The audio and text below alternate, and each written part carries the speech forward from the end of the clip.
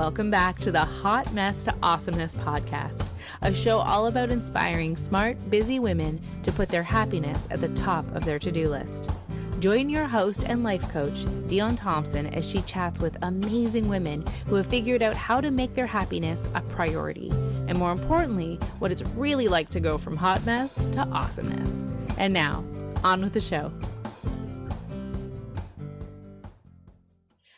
Welcome everyone to the Hot Mess to Awesomeness podcast. I am your host and life coach, Dion Thompson. And today I'm feeling a little dewy. So my guest, Alison, and I were just commenting like, "Ooh, that's a glare. Oh, that's fine. It's fabulous." Nothing wrong with dewy. No, and you know what? Thank you so much for some very, very fun songs. I felt very much transported to the East Coast, and I could hear the crashing waves as we all stomped on the hardwood floor. That's how it felt, right? We were like in that moment, and then sort of rounding it out with "Dog Days Are Over" by Florence and the Machine. It's such a brilliantly uplifting, powerful. It just feels like you and I had said, yeah, this is a in the car, windows down, let everybody know what's going on kind of song. And today it just feels like the absolute right day for that. For me here, the sun is out. I can see that the sun is shining where you are. And I just feel like we're on the precipice of some change. So I'm very excited to have my guest, Alison Stuckey, here with me today. You know, Alison, when we met digitally, as the world is right now, I was just so enamored by you and your way, and you were talked about the shifts that you had gone through to get to where you are, and I'm really excited to have you share that with us today, and to walk us through your hot mess to awesomeness journey. Sometimes it's still a hot mess. And see, that's the big message. If you are a first-time listener, that is the big message. It's not that you're never going to be a hot mess, because honey, you are all the time. It's that you remember you are awesome no matter what. And I think, and I know that in the work that you're doing now, that is definitely the message that you're spreading out to the world, that you can go through the crap and come out the shining star every time. So fabulous. So thank you so much for joining us, Alison. Please introduce yourself to the community and let us know a little bit about you. All right. Thank you for having me, Dion. Oh, it's my pleasure. I live in Toronto, pretty much downtown, uptown, and I am a mom of 2 teenagers. They are still asleep at 1:00 as we record this. between terms. So they have the luxury of sleeping today. Boy and a girl, and they are lovely most of the time. They're on their way. They're Yeah. on their way. They're, Yeah. yes, exploring, doing, being. Exactly.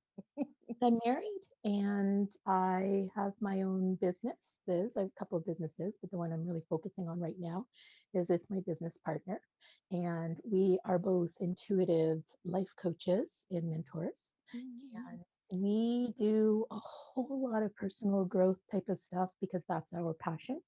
And we really want to help people change their lives and realize what they're capable of. Because if we all really realized what was possible and what we were capable of doing, we would be unstoppable and limitless. And we'd probably collapse the economy because all the services and systems that have been designed to make us feel like we need them to get better would go away. But anyway, that's maybe a whole other podcast. It is. That's fantastic. And I absolutely love what you and your partner are bringing to the world in your way. I know that you work with individuals and corporate and really bringing that message to people that maybe don't always have access to it necessarily in that environment, which I'm excited to chat about a little bit more. And I do love me some intuitive people. I was talking to someone just the other day and I said, you know, I, for the longest time, it's not that I discounted it, but I just didn't really acknowledge it. And then I started to look around my world, my circle. I'm like, I cannot turn my head without talking to somebody who can see things, know things, be things.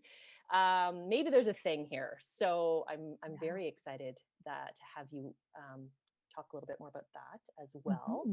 Mhm. Before we dive into all the things you're doing now, Yes. let's unpack a little bit about what brought you here. So, when we had spoken earlier and you had definitely been like that, this is the moment, this is when this happened, when I knew that as I'm looking on the history of my life, it was like everything before that and then everything after.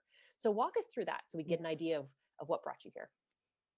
So this has been a life of figuring it out.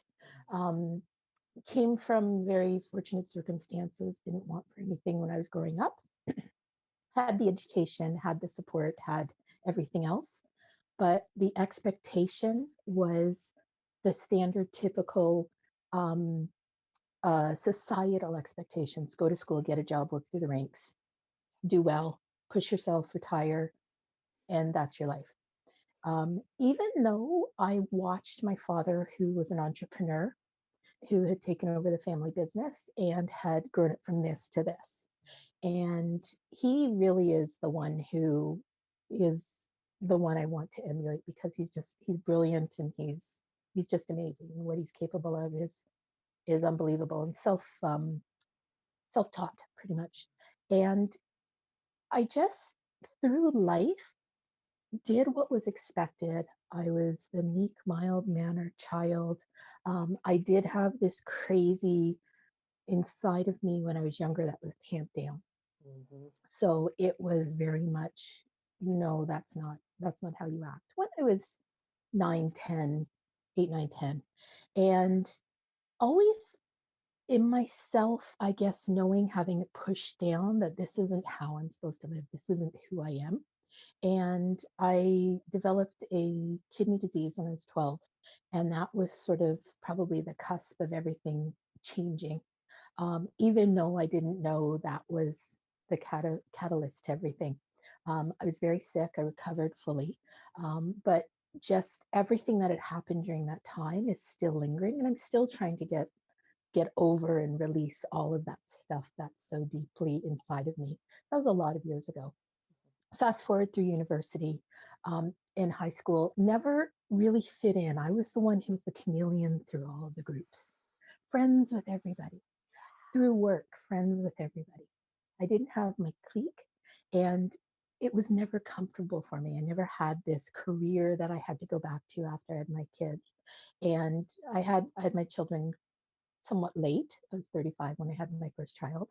And I always felt for those first 2 years with him that I was playing hooky from something, because I had it ingrained in me that you work your 8 hours, you work well, you work hard, you do what has to be done to rise through the ranks. But I never felt comfortable in that environment. So I floundered around for a good 5, 6 years, found a network marketing business that really spoke to me, and started that when my son was 6.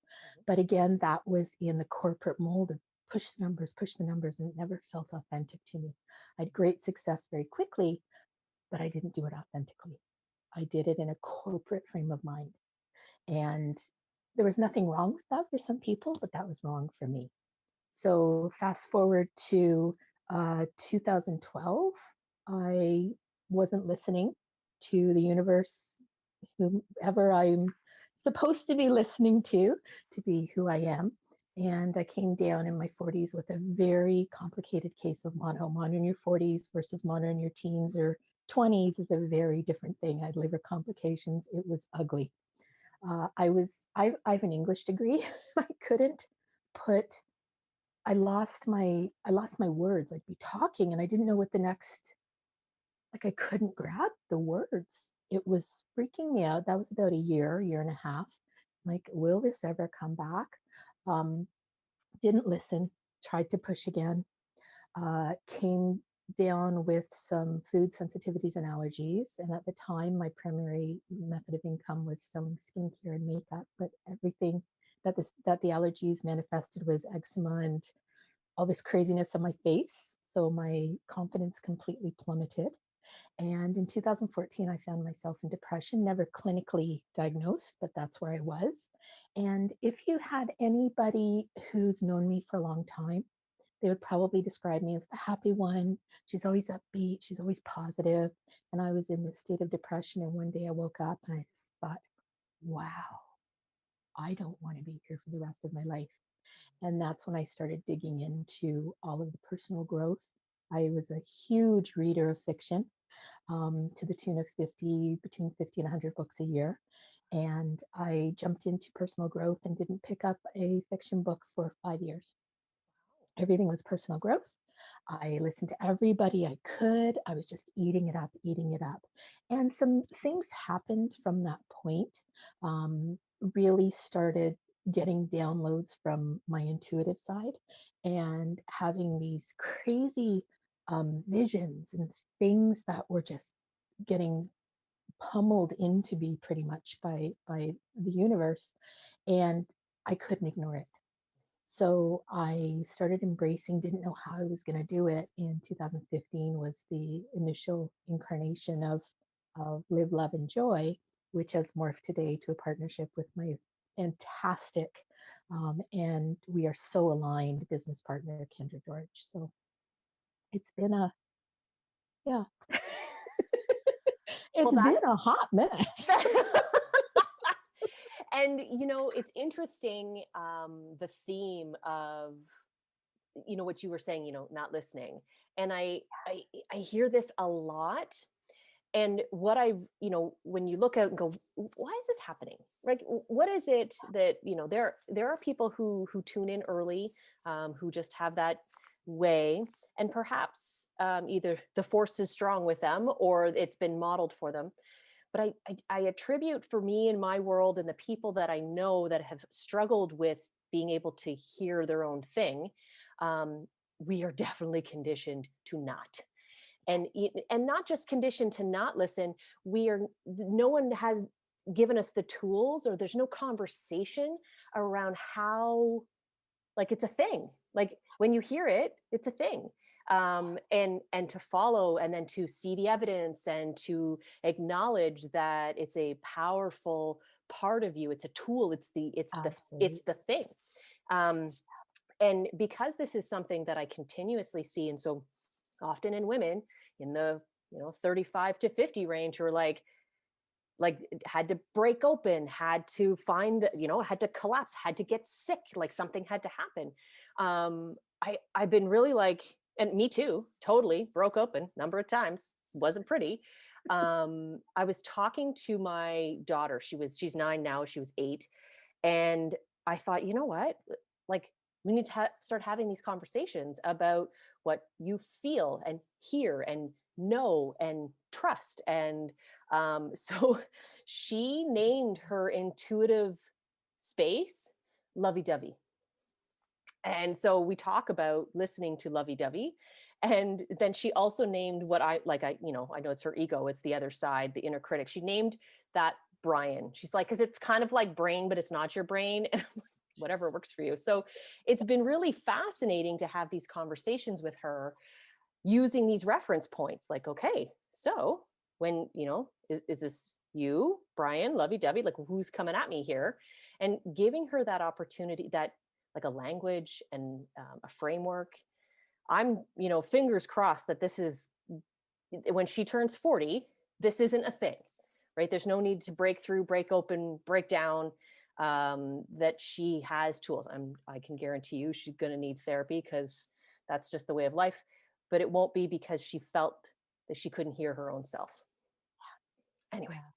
I think that's really accelerated for people in the last 5 years. Mm-hmm. Oh, absolutely. The number of people, when this all started coming to me, I tell them, and they're like, oh yeah, I do that too. But they were the most unlikely people to have this stuff, because they're dentists or doctors or whatever.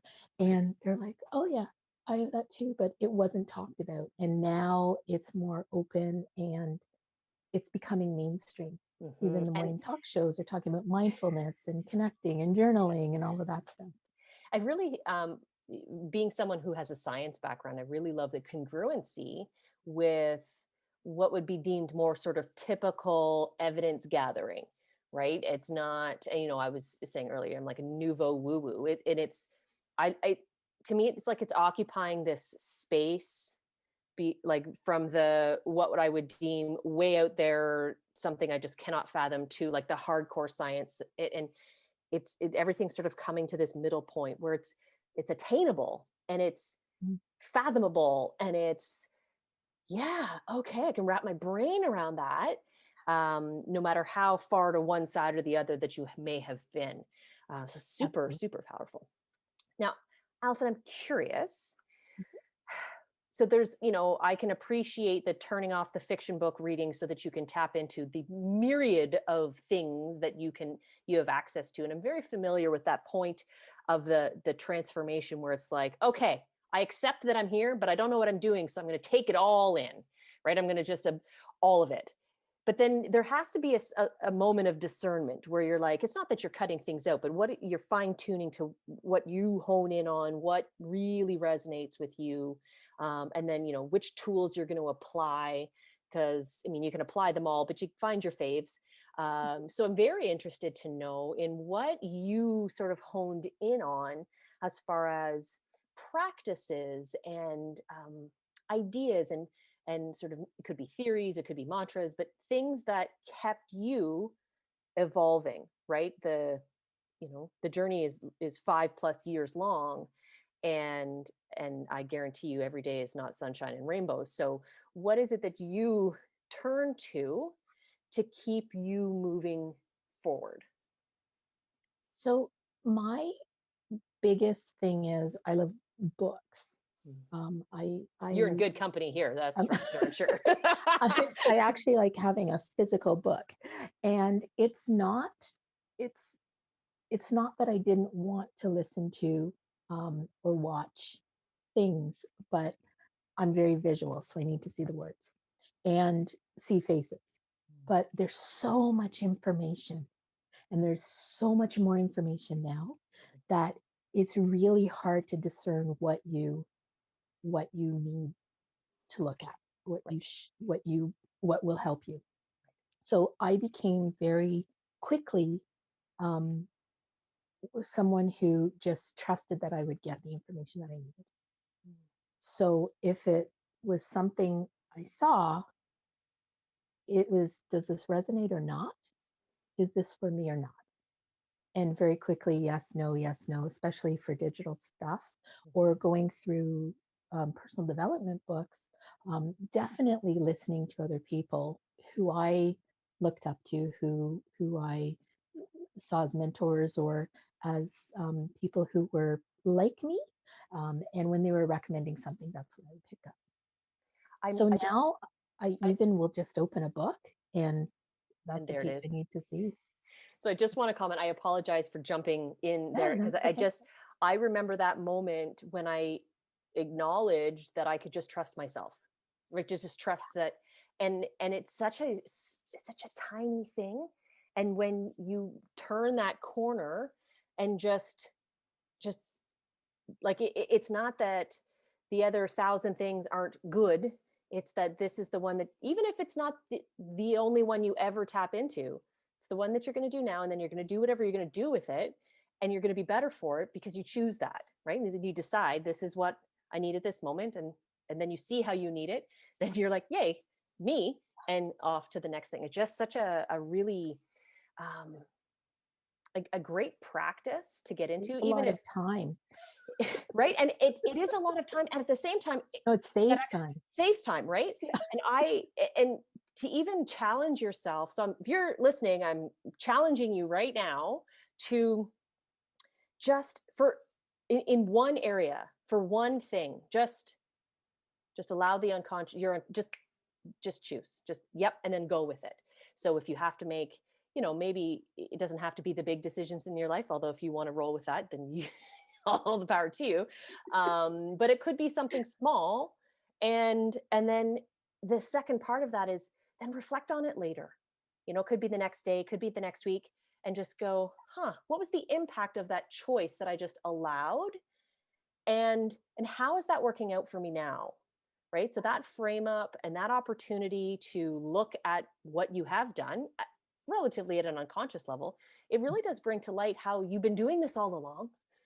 right? We listen, we just do things all the time, very unconsciously.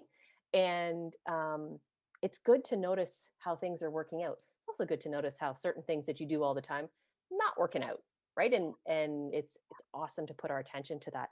So you practicing the just allowing, what did you end up just like using that power of discernment?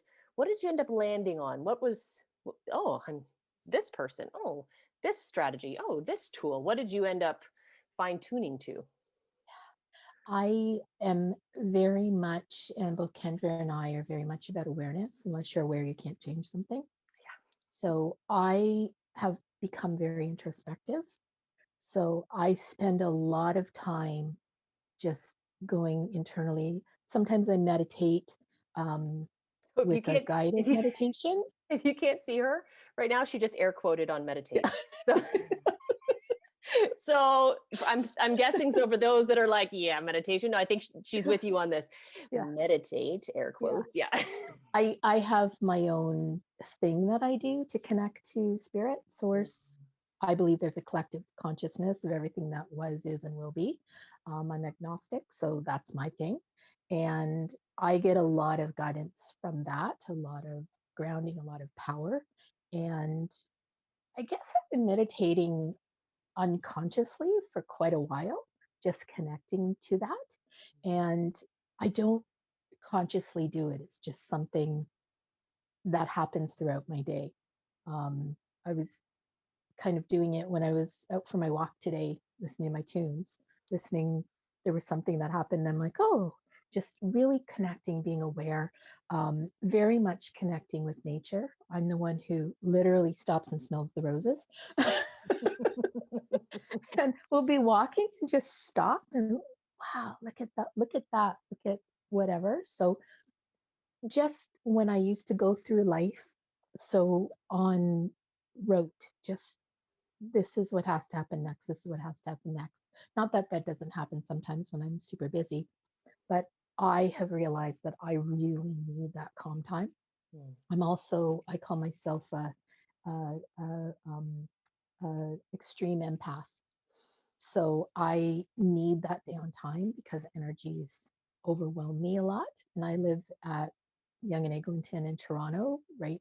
Big towers. There's probably better part of 200,000 people within 5 minutes of me. And that energy I really have to be aware of, protect myself from. And I do a lot of push, push, push. I can push myself for 2 or 3 days, then I have to stop. And that self-care has been a huge awakening for me. Even if it's just sitting quietly or having a 20-minute nap in the afternoon just to recharge, very aware of where my limits are. Awesome. Yeah. So there's two things I wanted to, two things that I'm like, oh yeah, I'm excited to talk about that. One is, thank you for bringing up self-care. Mainly because it's very, you hear it everywhere. It's all over the place. And I think so many people interpret it differently based on what they believe the value of it may be. So, as you had mentioned, it's this opportunity to acknowledge and be aware of your needs, where you are at physically, mentally, and emotionally, and ensure that you can replenish those stores. I think, and tied into that too, is really being clear on what it is that you want to do with your mental and emotional and physical energy. You know, back in the before times of your life, and my life included, you just power through, like just get stuff done, right? I was the vehicle for productivity and tangible things. I that didn't get acknowledged, right? So I could put A and B together to make C, but I was kind of like, you know, for the biology people, I was an enzyme. I wasn't really part of it. And after, when I was done, I would step away and nobody cared. And I think that for those of us to really turn self-care into just part of what you do, not a to-do on your list, not a thing you do once you've done doing all the other things, right? It needs to be woven into the fabric of yourself, Definitely. And that comes from, number one, acknowledging that you're part of it. You're not just a third thing attached to the whatever's happening that gets dropped off and plunked back in the nowhere land. Like you matter, and what you do matters, and how you show up to it matters. And it just is. So I think that's really crucial. And I know for you, that's, you've woven that in, and it just is, right? So my second part to this is, what have you noticed to be the impact, right? So you talked about being ill for many moments and many periods of your life, and some serious, significant, you weren't listening illnesses. Now that you are tuned in, what has been the change there? I'm very much living in my truth, Mm. living my purpose. I knew always that I was here for something big, and it took me a lot of years to figure that out. I also knew, having been in different business situations and taught, do this, do that, go to this, go to that, whatever, um, I very much um, have realized that I am an entrepreneur. I can't work for somebody else. I need to have control of it in a good way, because my messaging is going to be so powerful, and is so powerful, that I can literally change lives. And if I change one life, I've done my job. And if I affect one person, I've done my job. Well, then I guess you've done your job, because I guarantee you've impacted more than one person. And what has been the impact on you personally? I did not. So I view those self-care sort of parts as fuel cells, mental, physical, spiritual, energetic, emotional. And the emotional and the energetic definitely are telltales to what's up and down. So if your energy's off, your emotions are off, there's something that you have to fix. There's something you have to become aware of, and just, it's depleted, you need to recharge it. So I am very aware of my energy, for one. The other illness I didn't put in there is an autoimmune. So my energy is all over the place. Um, and that has been something that has been just a walking into a wall awareness, that I have to manage my energy strictly because of my physical limitations. And when your emotions are down, it's an indication of where your energy is. And that is led by your physical, spiritual, or mental input. Mm. So if you're watching too much TV, which is really hard not to do right now, because we're just being inundated with everything negative with what the world is going through, if you just step back and let that go, you're going to find out enough information without being tuned into that, Mm. that you can recharge that mental depletion. And just being able to figure out which one is depleted is really something that is powerful for your own well-being. And by and far, over everything else, my spiritual was depleted. I wasn't living in line with my own heart, my soul, my truth, my who I was. I was pushing everything down, and the universe literally came at me and said, "You're not listening, you're going to get sick." "Oh, you're trying to do it again. You're not listening, we're going to give you something worse. You're not listening, we're going to give you something even worse." So now, touch wood, I am superstitious with She's touching products. everything if you can't see her right now. I'm not sure what's wood around here. Oh, this is wood. Like, oh, that's a metal table. I'm not sure if that is. um, I am so in tune with my physical body, just because I've had to be over the last 12 years to heal myself. Um, I also am medication averse. It affects me so negatively, because I'm so sensitive, that I rarely take medications. And I am so in tune with my body. I know if it's my issue. I know if I picked up other people's energy. And quite honestly, unless I do something stupid, like play with my kids and try and do something I'm not supposed to do in this body that's this old, I rarely have pain. Um, I I get the sniffles and things like that, but especially over years of illness and getting depleted and getting colds and flus and whatever, that was sort of my cycle. It was the story I was telling myself. So becoming more aware in that spiritual self, I can send the healing, self-healing to myself and really live the best that I can be because I'm in tune with that. That is It so really is fabulous. magic. Yeah, Yeah. it's the science of magic, which of course, I think that's fabulous. Love that. So thank you for walking us through that journey and really highlighting how powerful and impactful just tuning in and being more aware of not just the you as a whole, but really turning that energy and looking at those five areas, so mental, physical, emotional, spiritual, and energetic. um, that is a great perspective, and one that I know many of us can walk away with and go, okay, well, I can think about that. So thank you for that. It's realizing that there's more. Hmm. And so many people are in blinders Hmm. in the 9 to 5 world, especially thinking this is all they're capable of. And when you open that up and you really tune into everything within you and everything outside of you that's coming in, you realize how vast your potential is. And what a great way, um, or what a great opportunity for you to be that voice for that, because I know, having had blinders on for a fair chunk of my life, the idea of thinking beyond what I could fathom threw me right into overwhelm, right? Because it just got too big.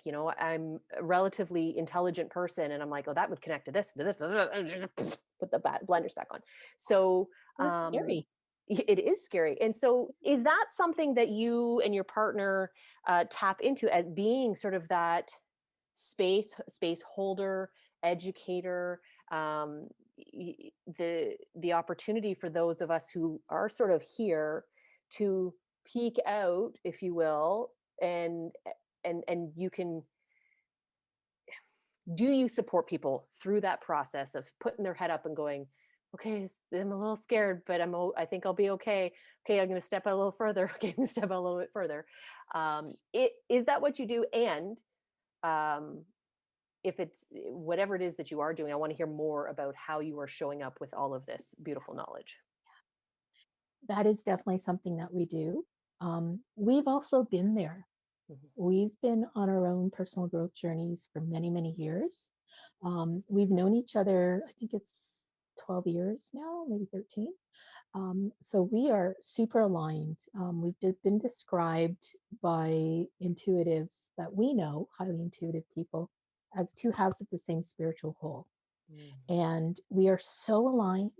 Quite often, we'll be texting each other at the same time, the exact same thing, if not even the exact same words. We are so aligned. And we've been there. We know overwhelm.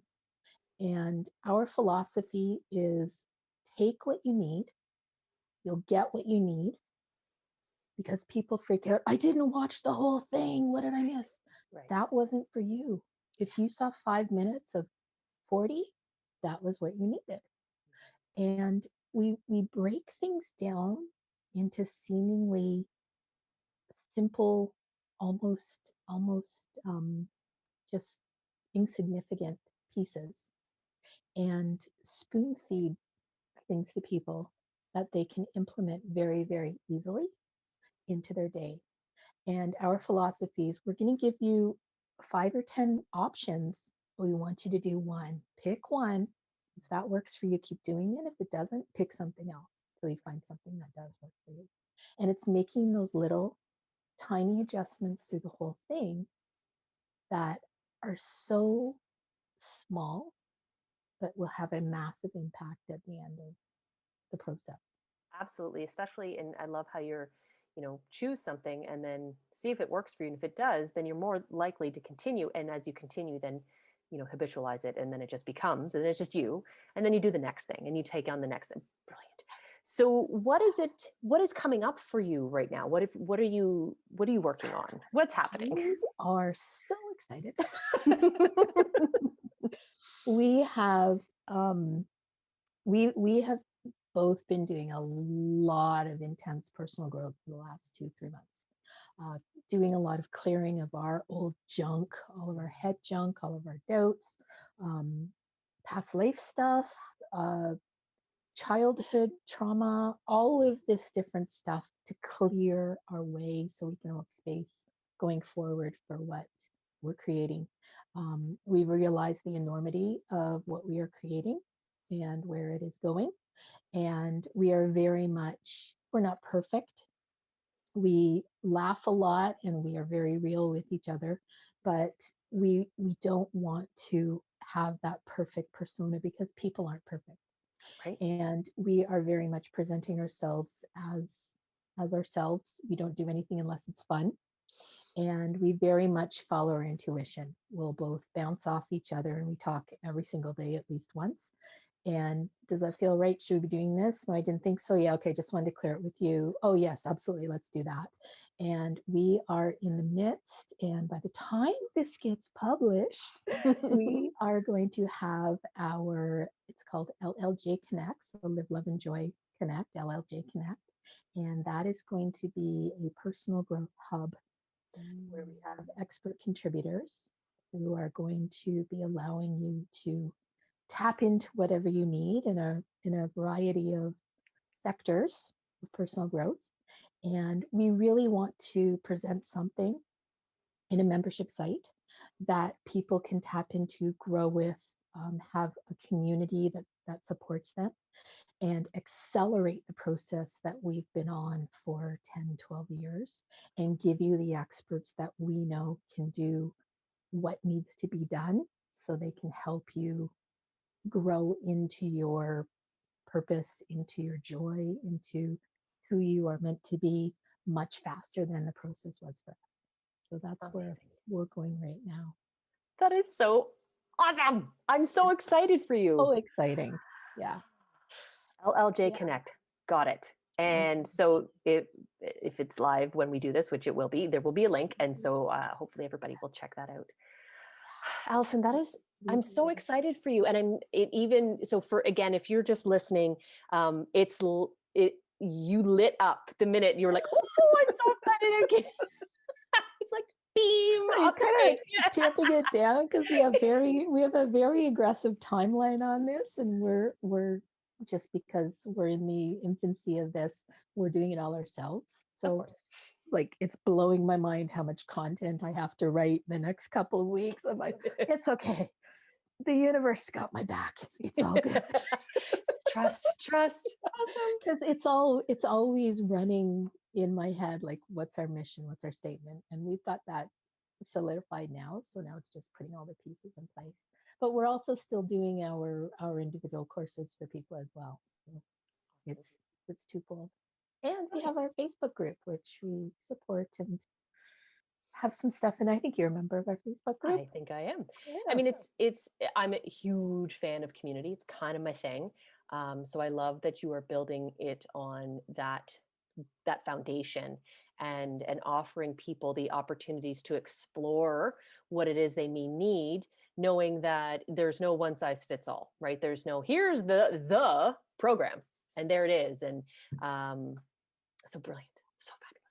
So Alison, you are a brilliant woman. You have taken a very intricate and up, down, in, out journey to get to where you are today.